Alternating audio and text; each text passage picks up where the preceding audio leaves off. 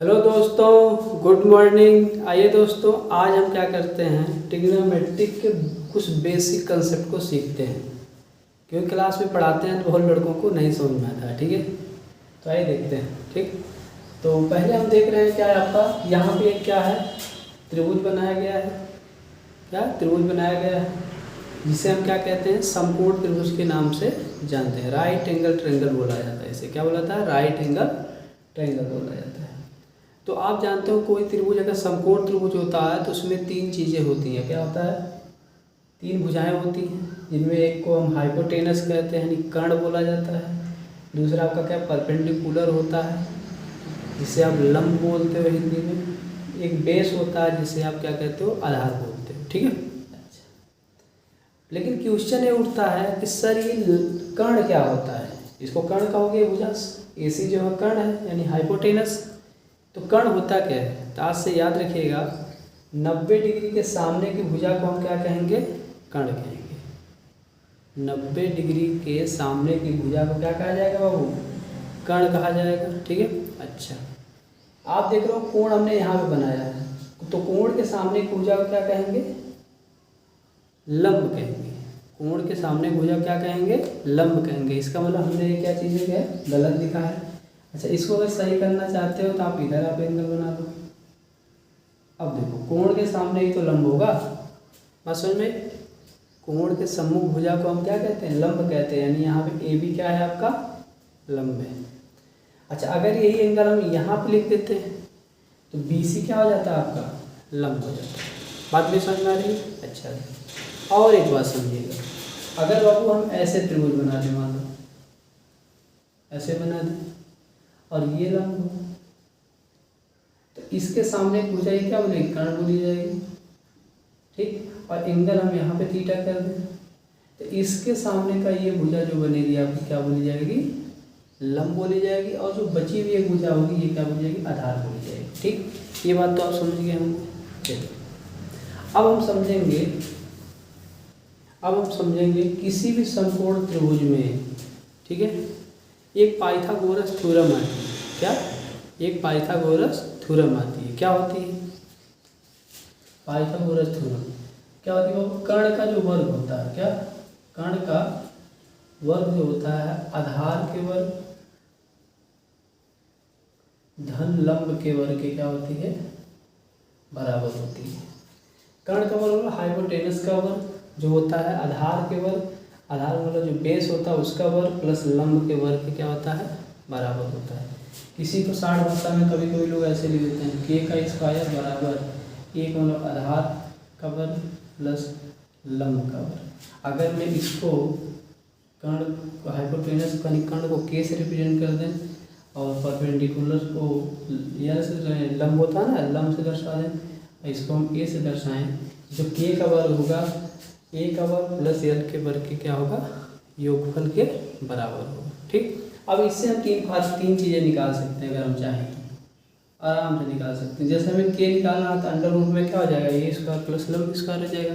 अगर आधार निकालना है तो L स्क्वायर को आप इधर लाइए तो हो जाएगा K square minus L square, तो ये बराबर हो जाएगा रूट में K square minus L square. ऐसे ही लंब आपको निकालना है तो आप A स्क्वायर इधर लाएंगे तो आ जाएगा K square minus A square बराबर L स्क्वायर, यानी L बराबर हो जाएगा रूट में K square minus A square. बोलो, ये बात समझ में आई बाबू? चलिए, ये बात अगर आपको समझ में आ गई, इसका आपको बहुत बार इस्तेमाल करना पड़ेगा। कहाँ करना पड़ेगा हम आपको बताएंगे। ठीक है, चलिए आइए अब क्या करेंगे, हम सीखेंगे अगर कोई समकोण त्रिभुज है, कोई समकोण त्रिभुज है तो इसमें ये चीज़ें आएंगी। क्या आएंगी? जैसे आपका लंब बराबर क्या आएगा बाबू? आपका साइन थीटा बराबर, साइन थीटा बराबर क्या होता है? लंब बट्टे कर्ण, यल बट्टे के, देखो लंब यानी परपेंडिकुलर बट्टे हाइपोटेनस। ठीक है, ये होता है। तो ये बात तो समझ में आ गई। अब अगर हमें क्या बोलते हैं, लंब निकालना हो, क्या लंब निकालना हो यहाँ से, लंब का मतलब क्या आपका यहाँ से होगा, यहाँ से देखोगे तो AB कर्ण क्या बनेगा यहाँ से? AC। अगर आपको AB निकालना है, AB बराबर हो जाएगा क्या? AC into sine theta, AC into sine theta. बोलो, समझ में आ रहा है? चलिए, तो साइन थीटा बराबर क्या याद रखेंगे हम, क्या, लंब बट्टे कर्ण। अच्छा, ऐसे ही कहा जाए क्या, इसका व्युत्क्रम होता है क्या बाबू, इसका व्युत्क्रम होता है कोसेक थीटा। व्युत्क्रम मतलब इसका रिवर्स, मतलब एक तरह से उल्टा क्या हो जाता है, 1/sin थीटा। तो अगर कोसेक थीटा बराबर इसका उल्टा कर दो यानी कि ये बट्टे क्या हो जाएगा, यह कर्ण बट्टे लंब हो जाएगा। ठीक, इसी के बीच में अगर देखा जाए तो इनमें बहुत खूबसूरत मतलब क्या बोलते हैं चीज़ मिलती है। अगर हम इनका क्रिया गुणा करें तो sine theta into cosec theta बराबर 1 मिलता है। ये भी बहुत इंपॉर्टेंट चीज़ है, कभी कभी यूज करना पड़ता है। यानी साइन थीटा का रिवर्स क्या होता है, कोसेक थीटा होता है, और sine theta into cosec theta बराबर क्या हो जाता है, 1 हो जाता है। ठीक, समझ आया। ऐसे ही मैं बात करूँ काश थीटा की, काश थीटा बराबर होता आधार बट्टे कर्ण, यानी बेस बट्टे हाइपोटेनस, बेस बट्टे हाइपोटेनस। ठीक है, तो अगर हम आधार देखें तो क्या मिल रहा है हमारा BC, और कर्ण क्या बन रहा है वो आपका AC बन रहा है। तो अगर आपको BC निकालना है क्या हो जाएगा, AC काश थीटा। आप आराम से ऐसे निकाल सकते हो, निकाल सकते हो ना। चलिए यहीं पे एक बात और समझेंगे। अब जो आपका काट थीटा होता है, काट थीटा का जो व्युत्क्रम होता है उसको बोलते हैं सेक थीटा। क्या बोलते हैं, सेक थीटा। और सेक थीटा बराबर क्या होता है, 1/cos थीटा। तो यानी इसका सेक थीटा बराबर क्या हो जाएगा, यहाँ से इसका उल्टा आधार बट्टे कर्ण का उल्टा, यानी क्या हो जाएगा, कर्ण बट्टे आधार हो जाएगा। इनमें लेकिन फिर एक खूबसूरत मतलब क्या बोलते हैं चीज़ मिलती है, क्या मिलती है कि cos थीटा इंटू अगर हम सेक थीटा करते हैं क्या आ जाएगा, 1 आएगा। क्या आएगा हमारा, 1 आएगा। ठीक है, ये बात समझ में आ रही है। तो इस तरह से हमने क्या सीखा, 2 चीज़ें सीखा कि साइन थीटा बराबर होता है लंब बट्टे कर्ण यहाँ पे, और कोसेक थीटा बराबर होता है क्या, कर्ण बट्टे लंब, उसका रिवर्स होता है। और इसमें बहुत खूबसूरत जो चीज़ मिली, साइन थीटा और कोसेक थीटा का जो प्रोडक्ट होता है या गुणा होता है वो क्या होता है, 1 के बराबर होता है। ऐसे ही हमने सीखा क्या कि काश थीटा बराबर होता है आधार बट्टे कर्ण, यानी BC बट्टे AC, जो आपका इस त्रिभुज हमने लिया है। ठीक, तो BC बराबर अगर निकालना तो AC काश थीटा हो जाएगा, और काश थीटा का जो व्युत्क्रम होता है यानी रिवर्स होता है वो क्या होता है, सेक थीटा। तो सेक थीटा बराबर क्या हो जाएगा, 1/cos थीटा। तो अब इसका रिवर्स होता है आधार बट्टे कर्ण रहते, कर्ण बट्टे आधार हो जाएगा। अगर इसका क्रिया गुणा कर दिया जाए तो यानी cos theta into sec theta बराबर हमारा 1 प्राप्त हो जाएगा। एक बात चलते चलते और याद रखिए, कभी कभी सिद्ध करने वाले सवालों में हम मिस्टेक करते हैं। क्या मिस्टेक करते हैं, ध्यान से समझिए बाबू। हमेशा याद रखिएगा कि साइन थीटा का जो व्युत्क्रम होता है क्या होता है, 1/कोसेक थीटा होता है। ऐसे कोई पूछ दे कोसेक थीटा का व्युत्क्रम क्या होगा तो आप कहोगे 1/sin थीटा, यानी 1/sin थीटा के स्थान पर कोसेक थीटा रखा जा सकता है, या 1/कोसेक थीटा के स्थान पर साइन थीटा रखा जा सकता है। ऐसे ही मैं बात आपसे करूँ तो सेक थीटा बराबर होता है 1/cos थीटा। तो अगर कहूँ मैं 1/सेक थीटा के स्थान में क्या लिखोगे तो कहोगे सर cos थीटा रखोगे। क्या, cos थीटा रखोगे, क्योंकि आप जान रहे हो cos theta into sec theta बराबर 1 होता है। नहीं, यहाँ से अगर सेक थीटा निकालो तो 1/cos थीटा हो जाएगा, और cos थीटा निकालो तो 1/cos थीटा हो जाएगा, 1/सेक थीटा हो जाएगा। ये बात समझ में आ रही है। ये चीज़ें जो है आपको जब मतलब कोई प्रॉब्लम सॉल्व करते हैं तो वहाँ पे क्या बोलते हैं, कोई सिद्ध करने वाले सवालों में ज़्यादा यूज किया जाता है। ठीक, ये बात समझ में आ गई। ऐसे ही एक शब्द और आता है जिसे कहते हैं tan थीटा। क्या, tan थीटा। तो tan थीटा बराबर होता है क्या, वो लंब बट्टे आधार। क्या होता है, लंब बट्टे आधार। अब अगर हम लंब की बात करें, लंब क्या है आपका, देखो परपेंडिकुलर यानी AB, आधार क्या है बाबू आपका BC। तो अगर हमें AB चाहिए, क्या चाहिए, AB चाहिए, तो AB बराबर क्या हो जाएगा यहाँ से, BC इंटू tan थीटा। बोलो, यहाँ से हम निकाल सकते हैं, कोई दिक्कत नहीं होगी, कोई दिक्कत नहीं होगी। ठीक, अच्छा हम थोड़ा सा ऊपर मिटाते हैं क्योंकि जगह नहीं होगी, आपको दिखेगा नहीं तो। तो हमने यहाँ पे सीख क्या लिया कि tan थीटा बराबर ये होता है ये, और देखो tan थीटा का जो रिवर्स होता 1/cot थीटा। मतलब क्या होगा सर, मतलब ये होगा अगर कहीं 1/cot थीटा लिखा हुआ आप सवाल को सिद्ध कर रहे हो तो tan थीटा लिख सकते हो। ठीक, तो यानी tan थीटा बराबर ये हो गया। अच्छा, इसका अगर त्रिय गुणा कर दिया जाएगा इसका इसमें तो आप देख रहे हो tan थीटा इंटू जो cot थीटा उसका रिवर्स है उसका जो प्रोडक्ट है हमारा 1 आ गया। क्या गया? 1 आ गया, आया। अच्छा, अब अगर बताओ मुझे कहीं पे cot थीटा बराबर निकालना तो 1/tan थीटा आएगा। ठीक, तो यहाँ से हमारा cot थीटा क्या मिल गया? तो आप कहोगे सर इसका उल्टा है वो, यानी आधार बट्टे लंब हो जाएगा, आधार बट्टे लंब हो जाएगा। और यही से खूबसूरत चीज़ मिली यहाँ पे क्या, tan theta into cot theta बराबर हम 1 याद रखेंगे। ठीक, तो सिद्ध करने वाले सवालों में भी इसका इस्तेमाल किया था। कहीं भी अगर cot थीटा लिखा है तो हम 1/tan थीटा लिख सकते हैं। ठीक, अच्छा, इतना पढ़ने के बाद हमको एक बात और बेहतर समझ में आई। क्या? देखो सब मिटाते हैं। हमें बेहतर ये समझ में आया कि सर इसका मतलब ये हुआ कि tan थीटा बराबर क्या हो सकता है, तो कहोगे सर sin थीटा बट्टे cos थीटा, sin थीटा बट्टे cos थीटा। ये चीज़ आपको हमेशा याद रखनी चाहिए। ठीक है। अच्छा, ऐसे ही कोई कह दे आज से cot थीटा बराबर क्या होगा, तो आप कहोगे सर इसका उल्टा होता है यानी cos थीटा बट्टे sin थीटा। ये फार्मूले भी जब हम प्रॉब्लम को सॉल्व करते हैं ट्रिग्नोमेट्री की प्रॉब्लम को, तो वहाँ पे क्या करते हैं ज़्यादा करके इस्तेमाल होते हैं सिद्ध करने वाले सवालों में। ठीक है, ये बात समझ में आ गई। इसके साथ साथ आपको 3 और क्या सरल समीकरण आइडेंटिटीज जो होती हैं उन्हें याद रखना। क्या? एक ये कि वो sin square theta plus cos square theta बराबर 1 होता है, बहुत बार इस्तेमाल होता है सिद्ध करने वाले सवालों में। ठीक, ऐसे ही 1 प्लस tan स्क्वायर थीटा बराबर क्या होता है, sec स्क्वायर थीटा। ये भी याद रखना बहुत ज़रूरी है। ऐसे ही 1 plus cot square theta equal to होता है क्या, कोसेक स्क्वायर थीटा। ये 3 आपकी सरल समीकरणें होती हैं जिन्हें हमें याद रखना चाहिए ट्रिग्नोमेट्री में।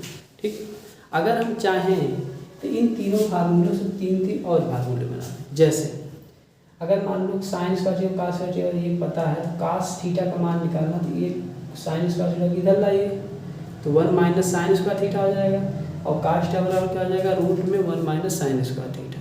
हो गया एक फार्मूला। अच्छा, ऐसे हमें साइन स्क्वायर थीटा का मान निकालना है तो cos स्क्वायर थीटा को इधर लाएंगे तो 1 माइनस cos स्क्वायर थीटा हो जाएगा। तो साइन थीटा बराबर क्या हो जाएगा, रूट में 1 माइनस cos स्क्वायर थीटा। बात समझ में आई? 3 फार्मूला बना वहाँ से। इससे भी आप बना सकते हो। देखो यहाँ पे देखो, अगर हम इसको इधर ले जाते हैं 1 plus tan sec square theta है, तो अगर हम इसको इधर ले जाएंगे हो जाएगा sec square theta minus tan square theta equal to 1 बन जाएगा। या एक को अगर उधर लाया जाए तो tan स्क्वायर थीटा बराबर हो जाएगा सेक स्क्वायर थीटा माइनस 1 हो जाएगा। ठीक, अच्छा, ऐसे ही यहाँ पे अगर cot स्क्वायर थीटा को इधर लाते हो तो हो जाएगा क्या, cosec square theta minus cot square theta बराबर 1 हो जाएगा। या 1 बराबर करते हो तो ये हो जाएगा, या cot स्क्वायर थीटा बराबर लिखना है तो 1 minus cosec square theta minus 1 हो जाएगा। ठीक, ये चीज़ें भी आपको परीक्षा में याद रखना बहुत ज़रूरी होता है। ठीक है।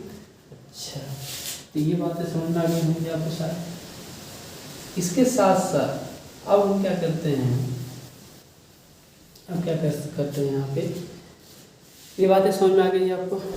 इसके बाद हम क्या करते हैं, इसमें कुछ एंगल हमें क्या बोलते हैं याद नहीं रहता है कि साइन 0 डिग्री का मान क्या है, साइन 30 अंश का, साइन 45 का क्या है, साइन 60 का क्या है, साइन 90 के अंश का मान क्या है। तो अगर नहीं याद है तो क्या करेंगे, तो देखो तरीका हम बता रहे हैं क्या कि आप क्या करिए, ऐसे थीटा 0 30 45 60 लिख डालिए, लिख लिए। अब साइन थीटा का मान निकालना है, साइन चल के यहाँ क्या करिए 0 से लिखे 1 2 3 और 4 लिख डालिए, लिखे सब में 4 से भाग कर दीजिए, भाग कर दिया।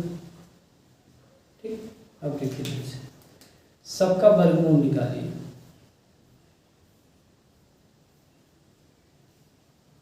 निकाला। अब देखिए यहाँ से इसका मान 0 में 4 से भाग 0 ही आएगा, इसका मान आपका 0, इसका क्या हो जाएगा वर्गमूल निकालो 1/2, ये किससे कट जाएगा, ये क्या हो जाएगा 1/√2, ये क्या आ जाएगा √3/2, ये इससे कट जाएगा, ये क्या आएगा यानी 1 का आपका 90 का इतना हो जाएगा। अब समझिए बात।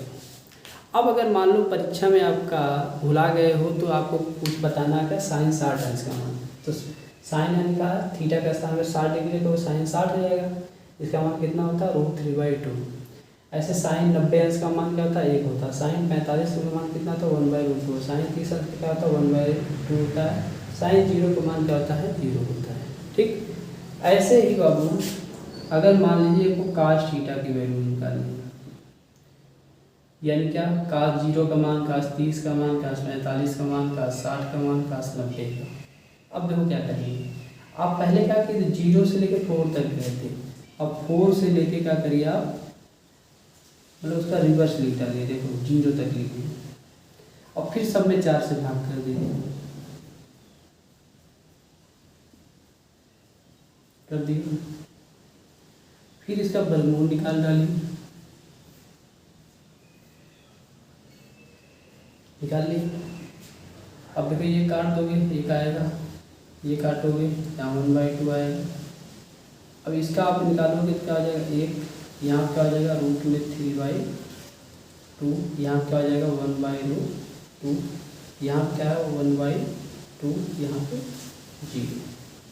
आप देखो जो साइन है ना उसका सेम से उल्टा मिल रहा है, यानी काश 0 का मान कोई पूछेगा 1, काश 30 अंश का मान पूछेगा √3/2, काश 45 का मान पूछे 1/√2, काश 60 का पूछे 1/2, काश 90 का पूछेगा 0। हो रहा कि नहीं हो रहा, देखो आप देखो यहाँ 0 है तो यहाँ 90 का 0 है, यहाँ देखो 30 का जो वैल्यू है वही आपका 60 की वैल्यू है काश में, साइन जो 45 का मान है और इसका मान क्या होता है बराबर होता है। तो यहाँ नोट रखने वाली बात ये है, कभी कोई पूछे कि साइन थीटा और काश थीटा की वैल्यू कितने डिग्री में बराबर होती है, तो याद रखिएगा आप साइन थीटा बराबर काश थीटा होता है कब, जब एंगल होता है 45 डिग्री, यानी वो क्या वैल्यू होती है 1/2 होती है, क्या होती है बाबू 1/2 होती है, यानी साइन 45 और काश 45 का मान क्या होता है 1/2 होता है। ये बात आपको याद रहेगी, ये बात याद रहेगी। और समझिए अगर आपका आप जानते हो साइन का जो व्युत्क्रम होता है क्या होता है कोसेक होता है, कोसेक थीटा होता है, ध्यान दीजिएगा, इसको मैं ऐसे कर दूंगा ताकि आपको समझ में। अब आपसे कोई पूछे कि कोसेक 0 डिग्री का मान, तो आप कहोगे क्या है, यहाँ से इसके बट्टे बताओ, एक लिख सकते हो, एक लिख सकते हो ना 0/1/0 हो जाएगा, इनफाइनाइट आ जाएगा। अच्छा आपसे पूछो कोसेक 30 अंश का मान, आप कहोगे क्या इसका व्युत्क्रम है यानी 1/2 आएगा, यानी 1/2 आएगा 2 आ जाएगा।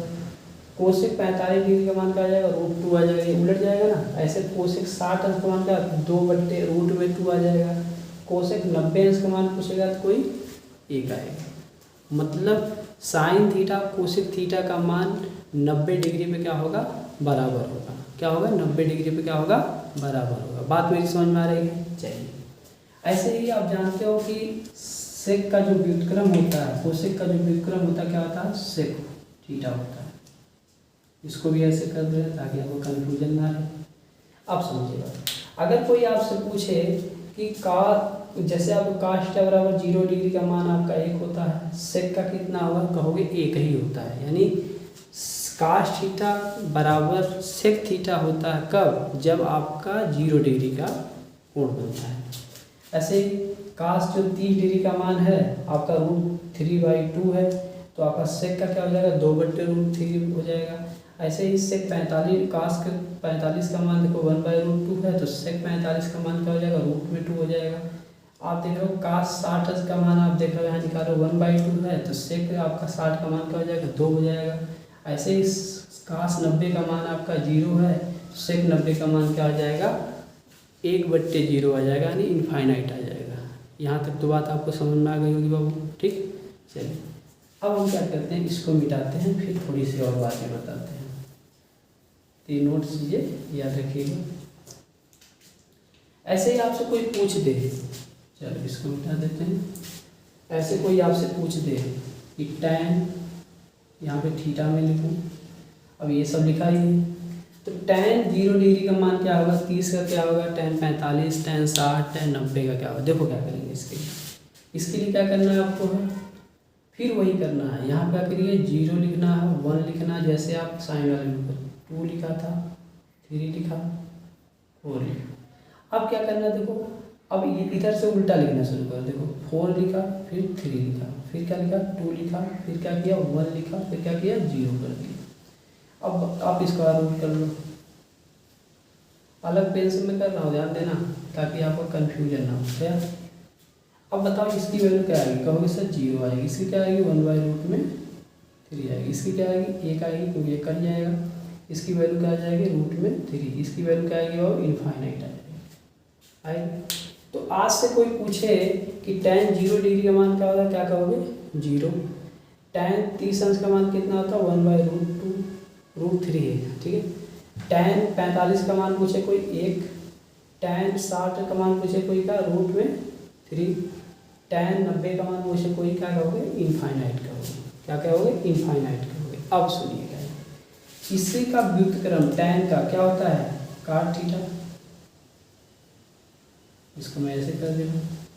आज से कोई पूछे आपसे कि tan cot 0 डिग्री का मान क्या हो जाएगा, आप कहोगे 1/0 इनफाइनाइट। cot 30 अंश का मान क्या हो जाएगा, √3। cot 45 अंश का मान क्या 1 होगा। cot 60 अंश का मान क्या हो जाएगा, 1/√3। cot 90 अंश का मान क्या हो जाएगा, 0। अब समझिएगा यहाँ से बात। और आप देख रहे हैं क्या, नोट में याद रखने वाली बात कि सर tan जो हमारा 45 डिग्री होता है, वो cot 45 डिग्री की क्या होता है, बराबर होता है। दोनों का मान सर सेम आता है, दोनों का मान क्या होता है, सेम आता है। ये भी बातें आपको याद रखने वाली हैं, ठीक। तो इस तरह से आप sin 0, sin cot 0 सबका वैल्यू आप याद रख सकते हो। परीक्षा में नहीं आता तो ऐसे चार्ट बना के जल्दी से कर सकते हो। बातें आपको समझ में आ रही होंगी, ठीक है। इसको मिटाते हैं।